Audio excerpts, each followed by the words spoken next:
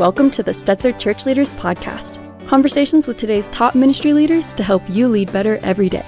And now, here are your hosts, Ed Stetzer and Daniel Jahng.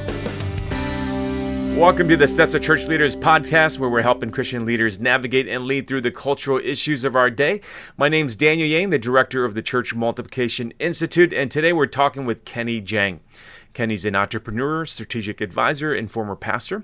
He's the editor-in-chief of ChurchTechToday.com, founder of AI for ChurchLeaders.com, and then founder of Big Click Syndicate, a strategic marketing advisory firm helping Christian leaders build marketing engines that work.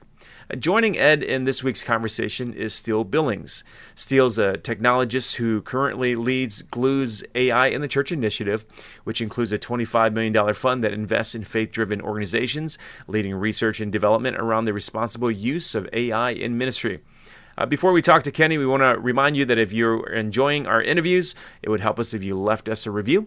Now let's go to Ed Stetzer, editor-in-chief of Outreach Magazine and the dean of the Talbot School of Theology. All right, well, as you heard already, Steele Billings is going to be partnering with me in this. And part of the reason is that if we're going to have a conversation about AI, we want to have people who actually know, thinking about engaging in the space around AI. And so Steele's actually leading Glue. Some of you know that I do some work with Glue, and Glue has an AI initiative as well. If you go to glue.us/AI, you'll be able to find it there. There's all kinds of stuff going on there. We'll be together, depending on when you listen to this. So we'll go into a hackathon. We've got all kinds of resources, the AI and the Church Hub, all there. Again, glue.us/AI. But Steele, I'm super glad you're here. And our guest today, of course, is Kenny Jahng. And Kenny, I'm going to actually ask you to explain a bit of what you do, because a traditional bio probably doesn't line up, because really you're in this space a little differently. So let's start with Kenny, because I know about the AI. I've joined the AI for church leaders and pastors. I know you've done online summits. Tell me more about what you're doing, what your role is, and what you're doing in AI. Yeah, one of the things that I love doing is trying to bring marketplace best practices to ministry. And so over the years, I've been exploring different technologies and different best practices and really teaching churches and ministries how to take advantage of that. So AI is this next thing that has come of age, right? Generative AI came on and exploded on the scene for the mass public in November when ChatGPT came out. And so it's just one of those things that we are starting to educate, build training resources, and really help ministries maximize it and use technology to scale personal relationships. At the end of the day, that's what the whole promise of AI is, I think, is that AI is going to help ministries scale personal relationships with technology. Okay, so, and we want to talk about some of how and what that looks like. So, Steele, I want to come to you and jump into the conversation a little bit, because I think for a lot of people, the idea of AI is, suddenly, Cyberdyne comes alert, and now we've got, self-aware robots, and here we end up in Terminator. So, but there's a whole, it's not, AI didn't start to exist when large language models were released to the general public. So tell us a little bit about that beforehand. Well, AI has been around for many, many years, right? The conversations around artificial intelligence, and I believe even the term artificial intelligence was coined in the 50s by a group of scientists and educators.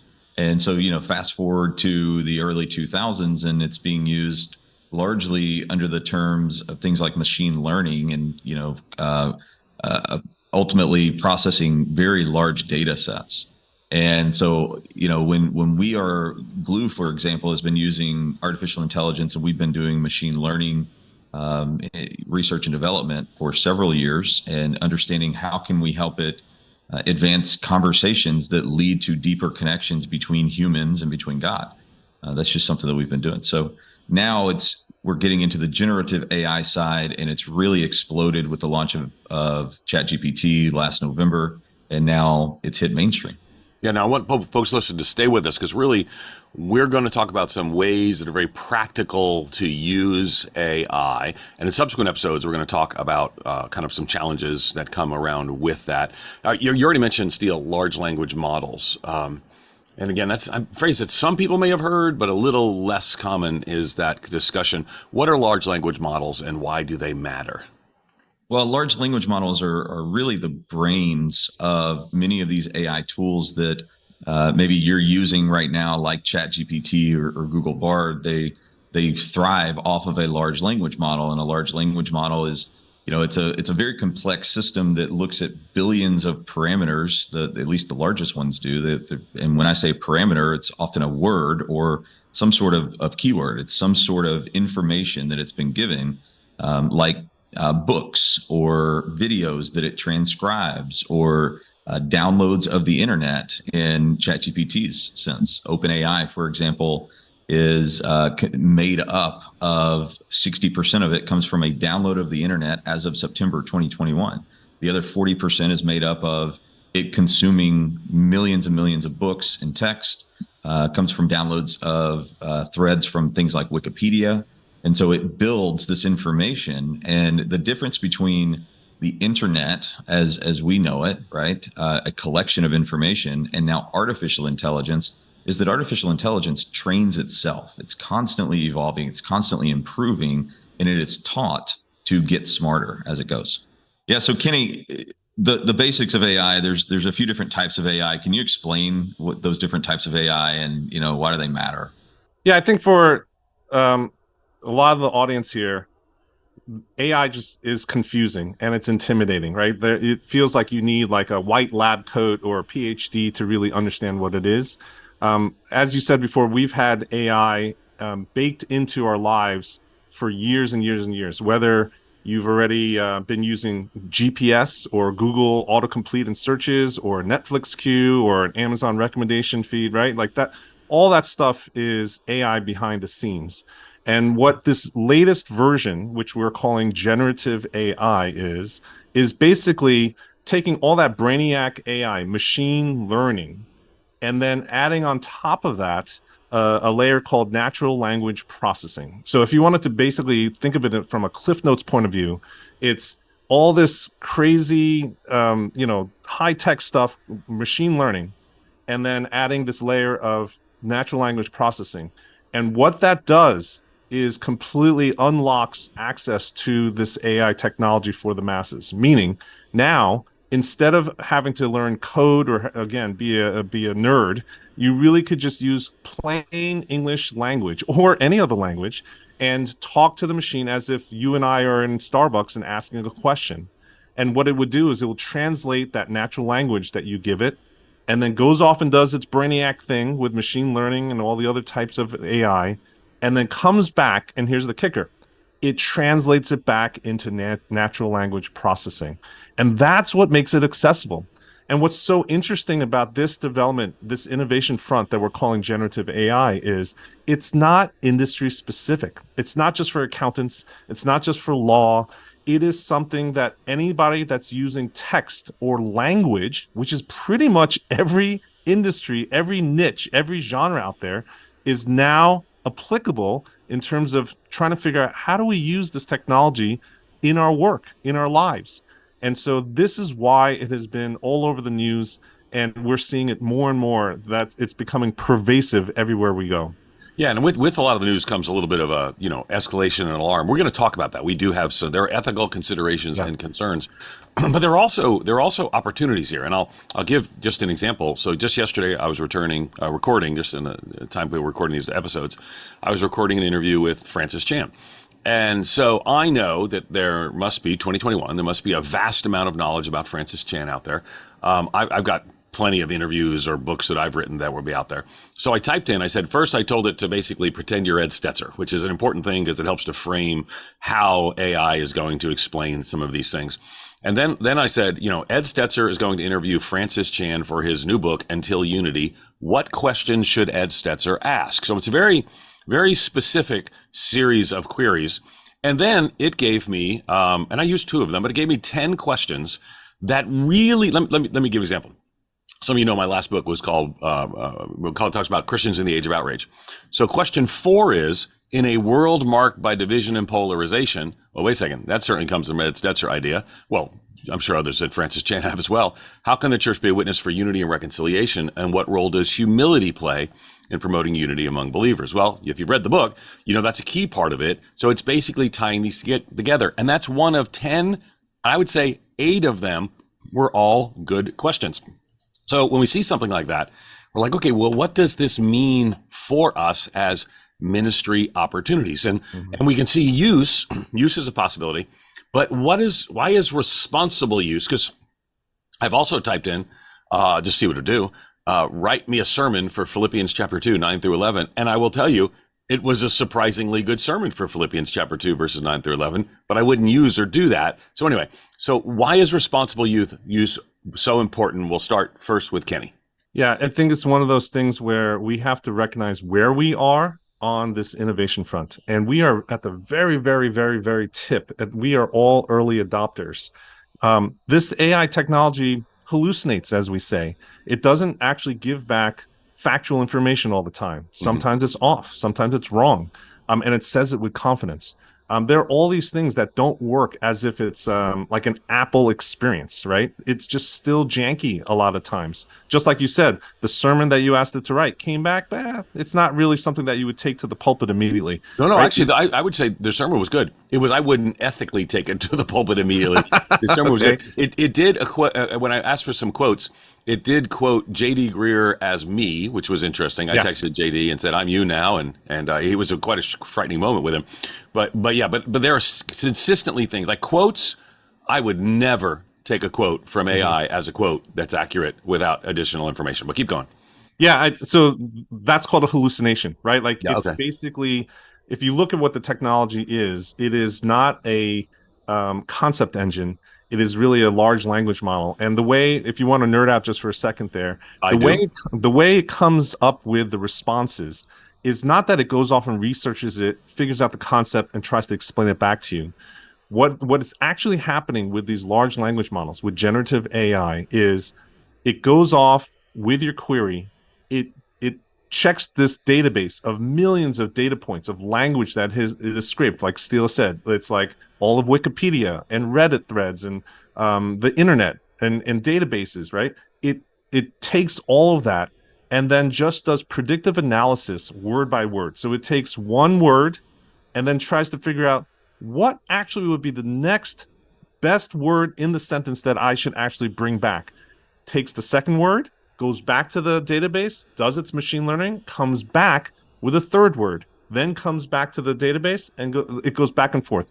So it literally doesn't know the end of the sentence when it first starts the sentence. Fascinating. And that's how hallucinations happen, because for some reason, JD's quotes, the attribution was near, probably, on the page somewhere, to where it should have been attributed to you, but his name was on the page in many places, right? There's some proximity of the data. So that's one of those things why we need to start to think through how we actually use the data that comes out of it. And the default posture typically is, hey, this looks good, let's run with it.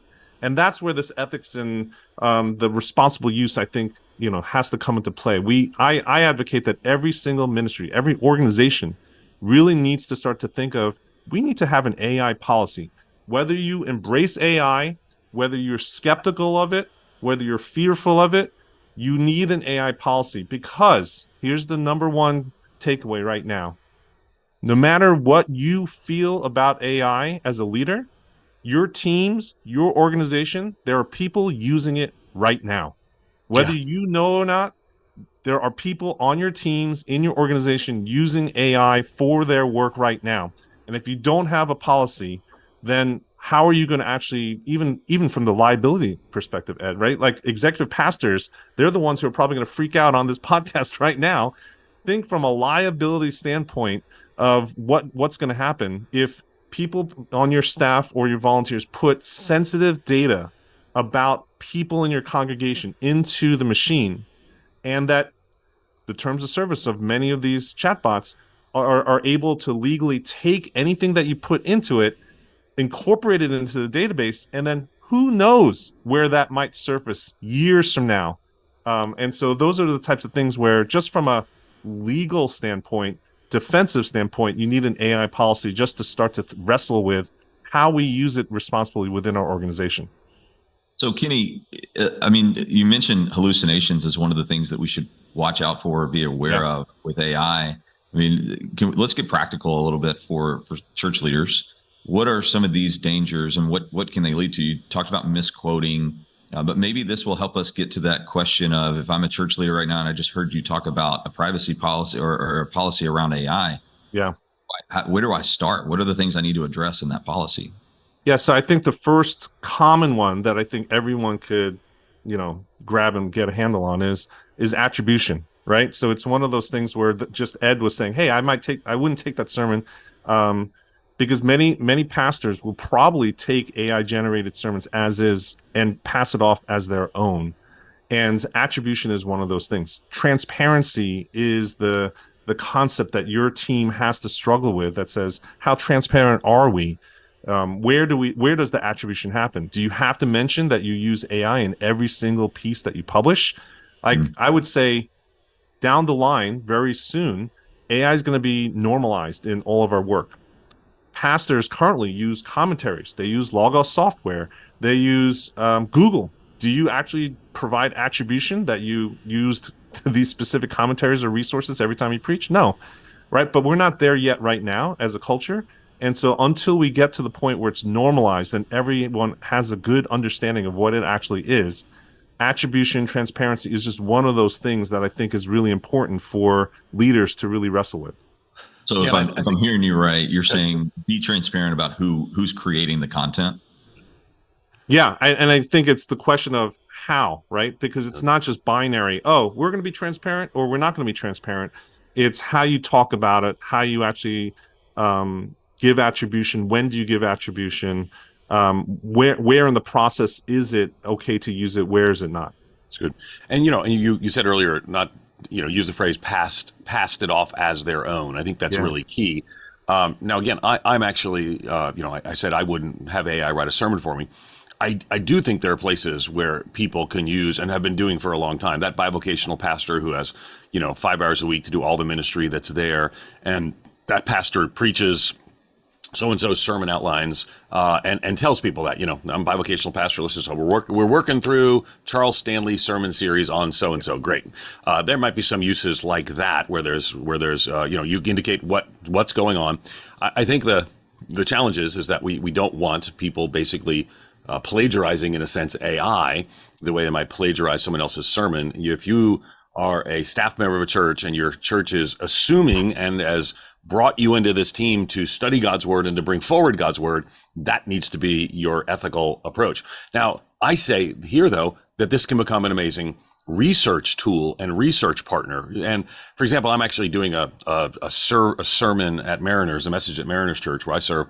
We're doing every January, we kind of do this series called On the Table, tough issues. And my tough issue is basically the Christian faith, Christianity, and science. And so I'm just looking at my Chat GPT history right here.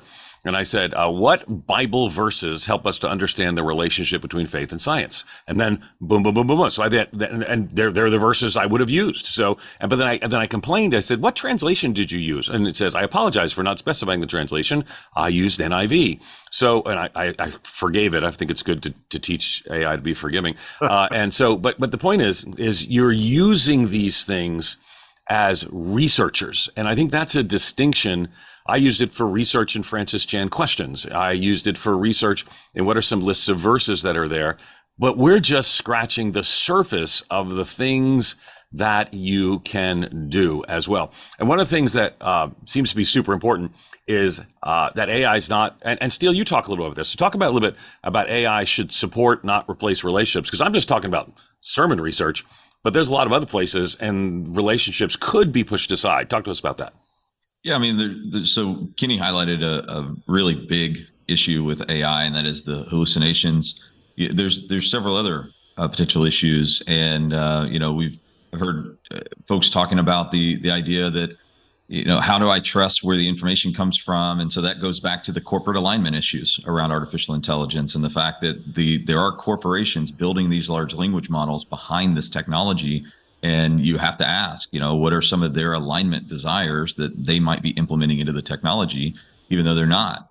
They say that they're not. And so OpenAI and Google and Microsoft, you've got to question those things. That's the technological side of it. But what about just the human nature aspects of it, where we might start to use artificial intelligence as a crutch? And that crutch might lead us to a place where it starts to disintermediate relationship and actually becomes the barrier in between us growing in relationship with God and with one another, that's a real risk. And so at Glue, we've have launched this entire initiative around artificial intelligence called AI in the church. And the core principle there, one, is we believe it's a moral imperative for us to start to advance the ability for us to better understand artificial intelligence from a faith perspective, start to put it to use, explore the possible uses. But the line that we do not cross is that artificial intelligence is never about replacing relationship. It's only about further enabling relationship to happen. Yeah, and I think this is important because I think Kenny, I heard you say somewhere, maybe it was someone else quoting you, or maybe it was someone else, not you. But, the church was really wary of the World Wide Web for a decade. It took a decade really for the church to engage some of that. I had our first web page up in a church in the mid-'90s, and we made the newspaper. We were the first church in the town with a website. Now it's unheard of. But the websites were around before that. So, there are kind of two ways to think of this. Really, an uncritical embrace of technology can really not serve the church well. But being 10 years late to what probably is a significant new generation of technology, man, I want people of faith in that conversation. Why is that important? Yeah, I mean, right now, I think we're feeling that pressure, Ed, because I like to say that tech innovation right now is like dog years. When I used to be a partner in a .com venture catalyst, like an incubator, we were dealing with startups, and we used to always joke at the time that we are living dog years, that there's 7 leaps of innovation within a calendar year.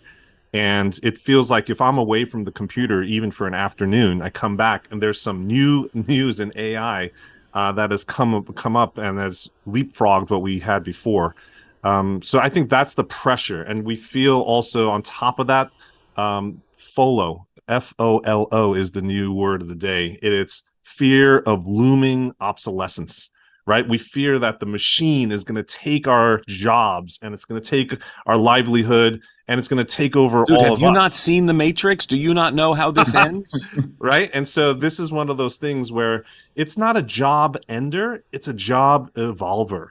And Well, but let's be fair. It's going to be a job ender for some people. I mean, there are people whose what they used to do is not going to be done anymore. It's going to be done by machine. So, yes. But I agree with you. I mean, but at the same time, we can look back 100 years ago, and people who were making wagon wheels would be very upset that there was a new technology that used auto tires. And so the reality is, so how do we help serve people? And those bigger ethical implications we're going to address particularly in the next episode. But so what then if it's good for us to lean in, which we're actually having this conversation right here because I think it's good for us to lean in. I also would like to see the church not just contribute, but to actually help lead the conversation around the responsible use of AI. So why don't you both weigh in on that? Kenny, you first. And then too, I want you to steal, when you respond after Kenny, I want you to share a little bit about how Glue is trying to put some guardrails around that. I should say too, Kenny and I are both working with Glue in this thing as well. So we're all one happy collaborative trying to help the church. But so Kenny, you first. How can we be involved to contribute and even lead the conversation on responsible use? Yeah, I think the question I got the other day was, why is the church involved in AI, or why do you want the church to actually have a voice in this conversation? I think it's really, at the end of the day, you got to look at AI is not this technology that competes with humanity. AI is a mirror, right? Basically, it's reflecting both the brilliance and the bias of the creators. And if we're not embracing what AI has to offer and just trying to play it safe, we're stalling the future. And I think it's really easy if you are in a growth mindset and really understand, hey, the church has a space and a voice here for us to understand human flourishing at its core, that we are able to then move from intimidation to innovation pretty quickly.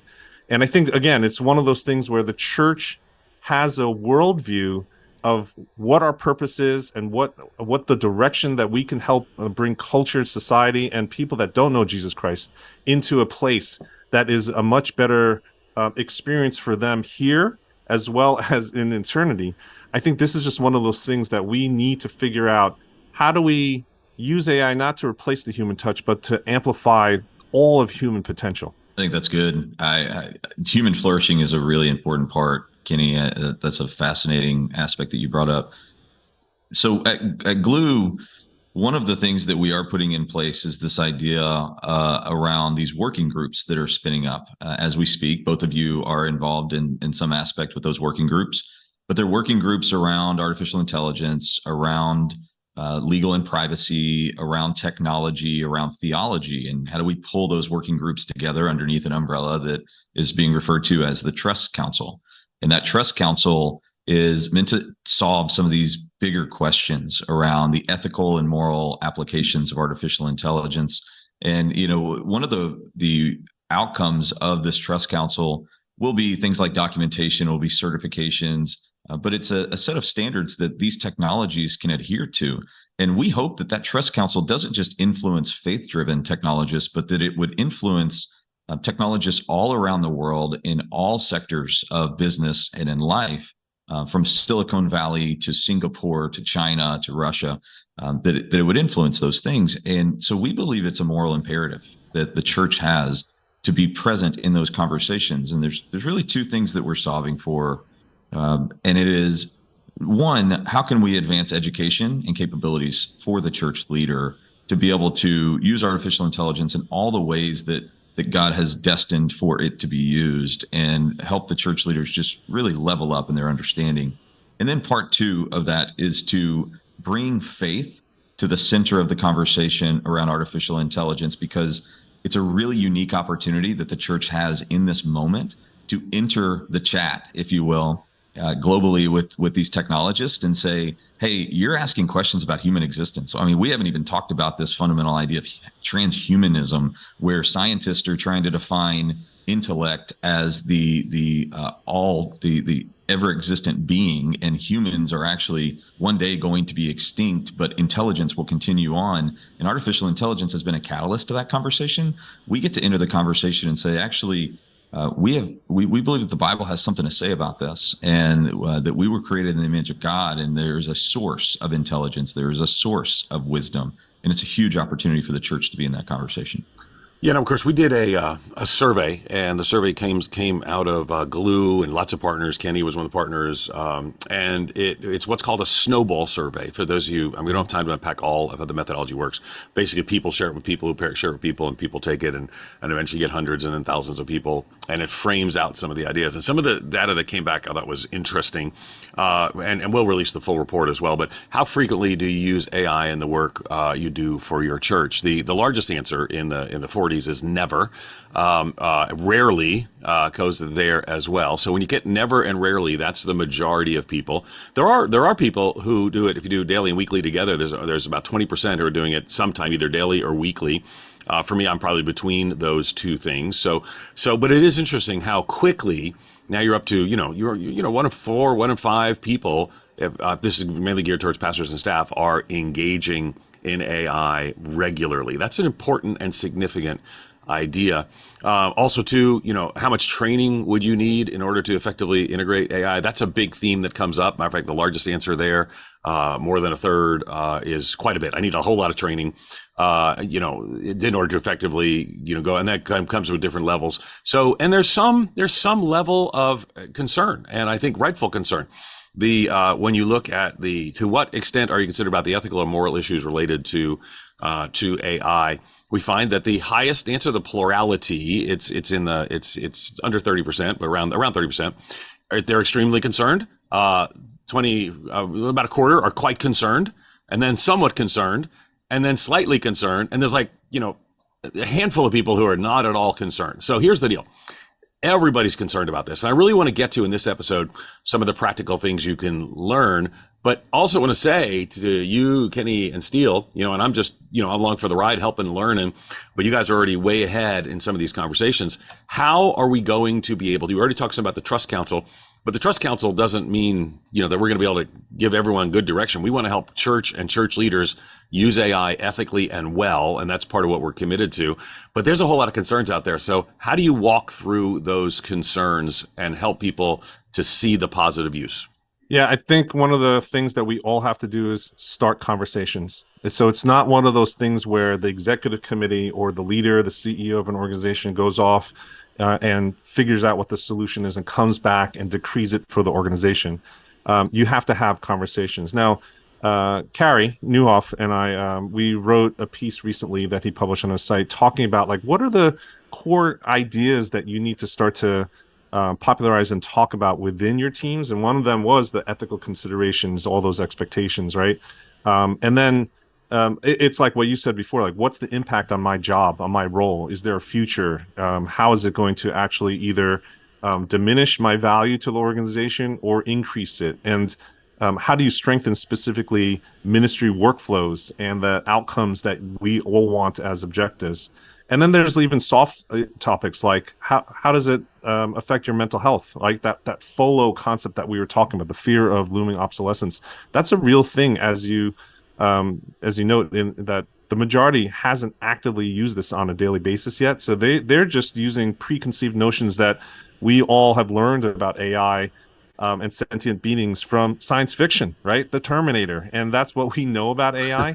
And so I think those are the types of things that we need to start to have conversations internally with all of our teams, all of our staff, our key volunteers, all the stakeholders, to really start to surface what are their concerns, what are they seeing, and then really try to be practical about how do we address those and how do we educate. There's a really big education need right now across the board, across all levels of the organization, across all segments of your community.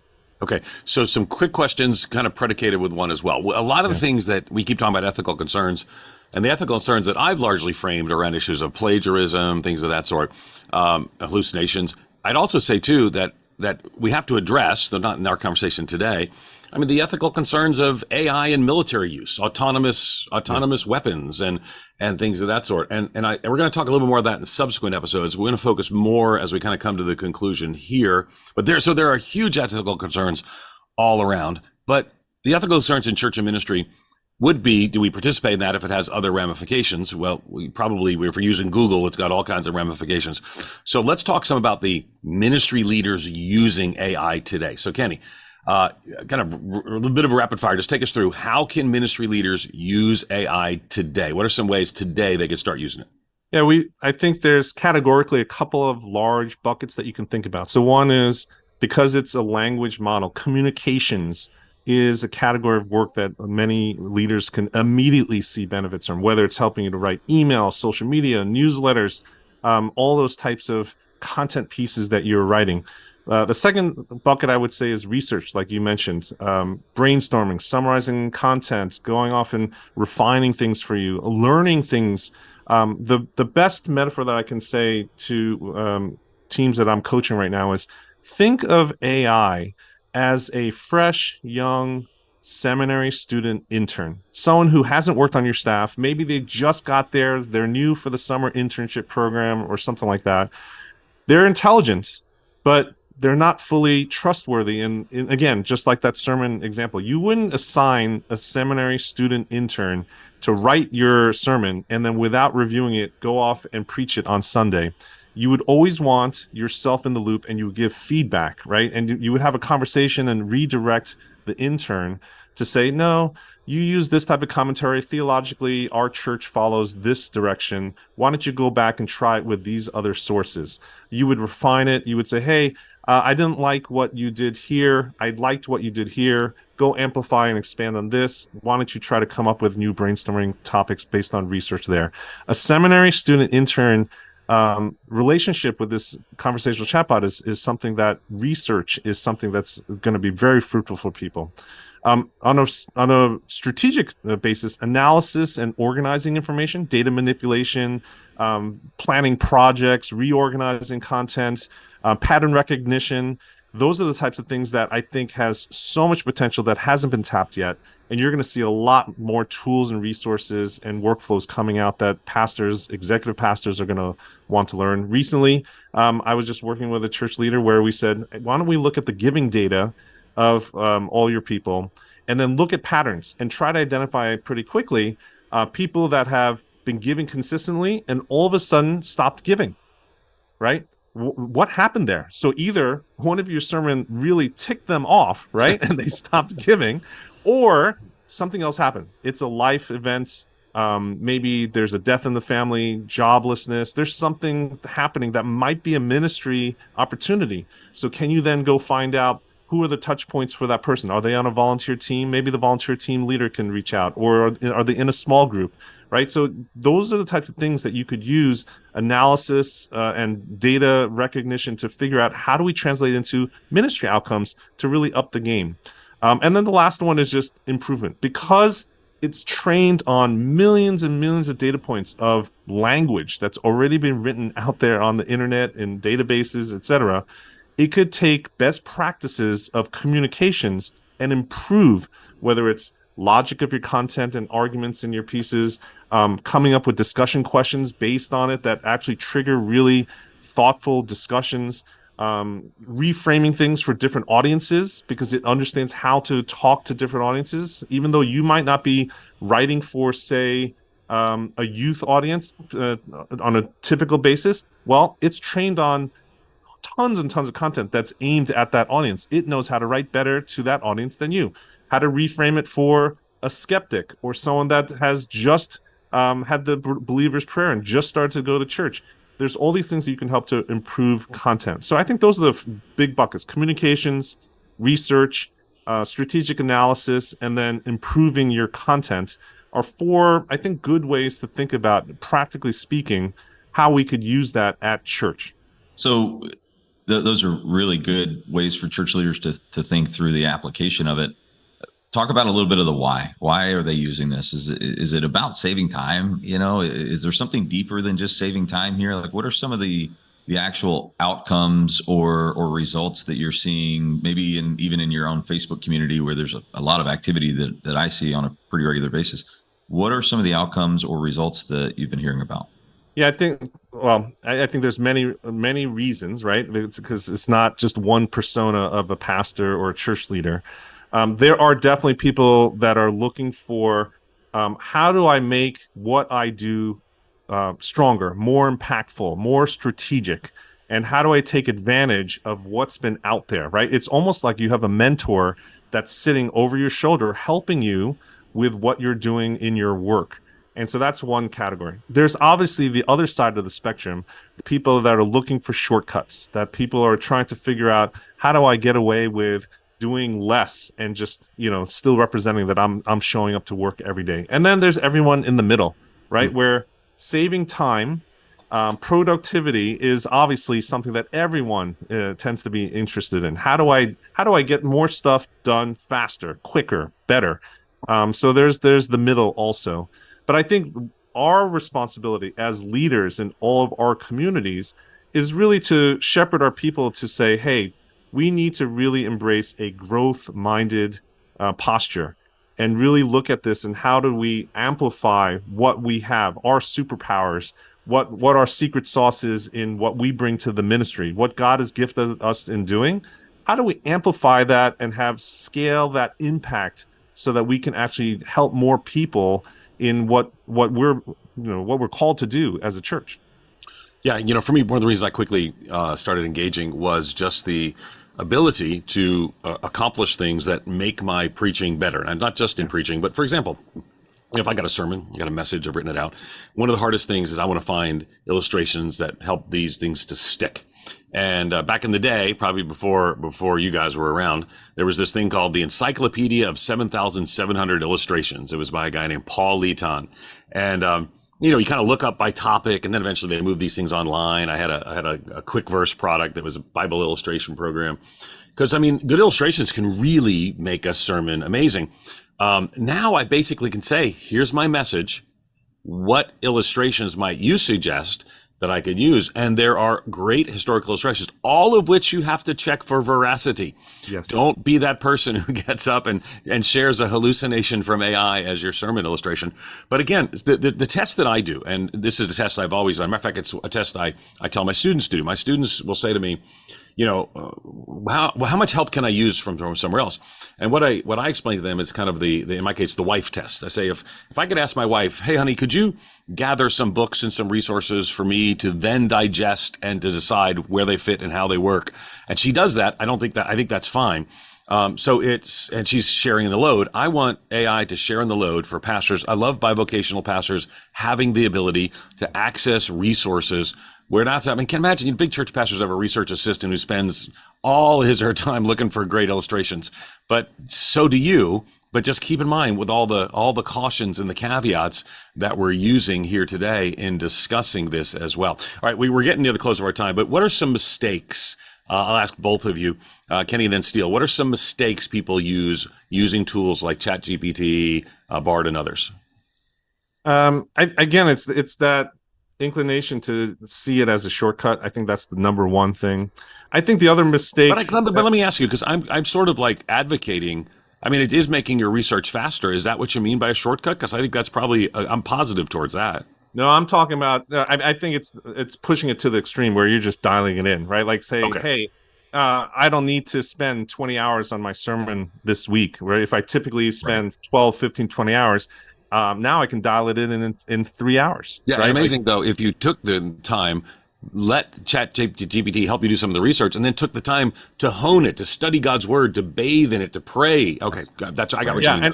And the notion there, Ed, is generative AI really doesn't bring down the cost of quality content, right? It's not like the wrong way to think about it is a push button vending machine. That's a single button you push, out comes this candy wrapped in this shiny foil, and you can just open it up and consume it as is. It actually takes time to work with AI. It's called a conversational chatbot for a reason. The best way to use it is to have a conversation, iterate with it as a conversation partner, as a research assistant, as a seminary student intern, so that you can actually build something that's stronger. So the cost of quality content actually isn't being drastically reduced.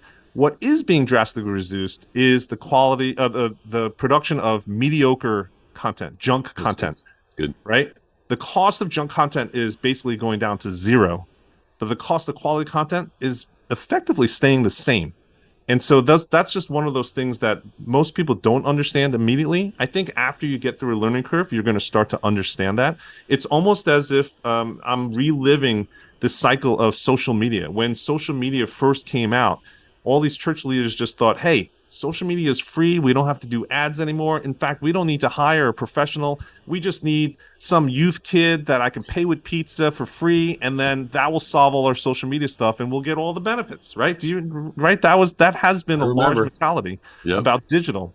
And so that's one of those things that I think it's the same cycle of thinking and posture that will evolve over time, but we're just not there that with everybody. Good. So still, I want you to give us a mistake, but I want to tell you just for fun, just while we're sitting here, I typed in suggest traditional hymns to sing on Pentecost Sunday.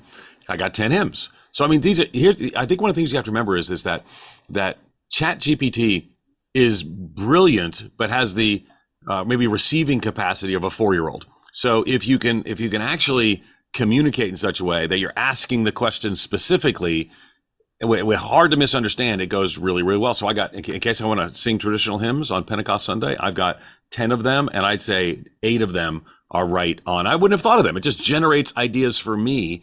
But Steele, back to mistakes. What mistakes would you say folks need to make? Need to make?